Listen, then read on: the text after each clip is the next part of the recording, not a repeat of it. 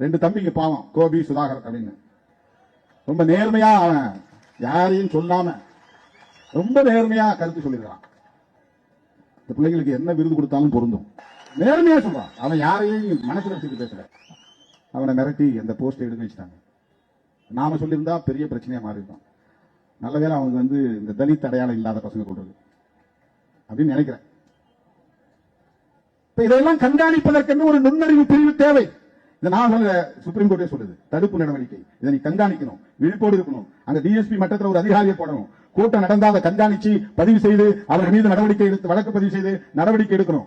144 உத்தரவு போட்டு 151 கீழே கைது செய்யணும் அப்படின்னு சொல்றாங்க. என்ன சுப்ரீம் கோர்ட் சொல்லுது? சுப்ரீம் கோர்ட் சொல்லுங்கிற இது முக்கியமானது.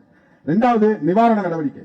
நிவாரண நடவடிக்கை என்ன அப்படின்னா, இந்த அச்சுறுத்தலுக்கு ஆளாகக்கூடிய பாவம் ஒருத்தர் தெரியாம லவ் பண்ணிட்டு பாடா படுறாங்க, எங்க போய் தங்குறதுன்னு தெரியல, அங்க ஓடுறாங்க இங்க ஓடுறாங்க, பதுங்குறாங்க.